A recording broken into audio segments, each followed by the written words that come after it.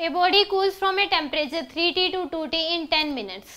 तो यहाँ पे न्यूटन्स लॉ ऑफ कूलिंग का ये क्वेश्चन है। 3T से किस में आ रहा है 2T, सराउंडिंग टेम्परेचर T दे रखा है।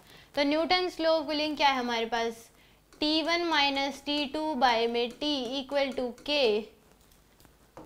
T1 प्लस T2 बाय में 2 माइनस T।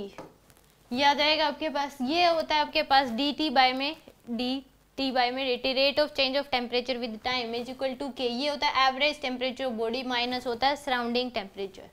तो यहाँ पे आ जाएगा 3T माइनस T, तो T बाय में T equal to k T1 plus T2, यानी कि आ जाएगा 5T बाय में 2 माइनस का T।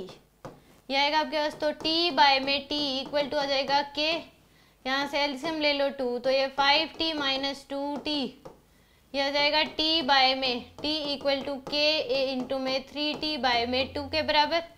तो यहाँ से अब T की वैल्यू इसने 10 मिनट्स दे रखी है, तो T बाय में 10 इक्वल टू कितना आ जाएगा आपके पास, K इंटू में 3 बाय 2T के बराबर। T से T कैंसिल, तो यहाँ से K की वैल्यू आ जाएगी आपके पास, K की जो वैल्यू है वो कितनी आ जाएगी आपके पास 2 बाय में 3 ये आ जाएगी, यानी कि 1 बाय 15। K की वैल्यू आ गई हमारे पास यहाँ से 1 बाय 15 के बराबर।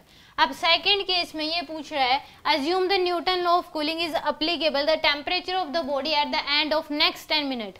पहली 10 मिनट में कितना हो गया 3T से 2T, अब 2T से कितना हो जाएगा, मान लो T डैश हो जाएगा अगली 10 मिनट में, तो उस T डैश की वैल्यू बतानी है। तो दोबारा से इक्वेशन लगा दो, तो यहाँ पे क्या हो जाएगा, यानी कि T1 की वैल्यू है 2T minus T dash divide by में 10 इक्वल टू कितना आ जाएगा, K की वैल्यू है 1 बाय 15 इंटू में T1 प्लस T2, यानी कि 2T प्लस में T डैश बाय में 2 माइनस का T। ये आएगा आपके पास, तो यहाँ से 2T minus T dash divide by में इसको हम कट कर सकते हैं, आ जाएगा आपके पास 2 और ये आ जाएगा 3, तो यानी कि 2 इक्वल टू 1 बाय 3 इंटू में 2T माइनस प्लस में T dash divide by 2 minus T।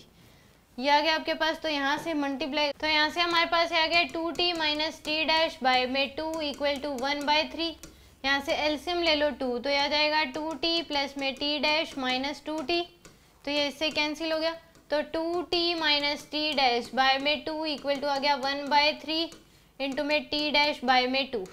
ये आ गया आपके पास वैल्यू यहाँ से, तो यहाँ से आ जाएगा ये 2T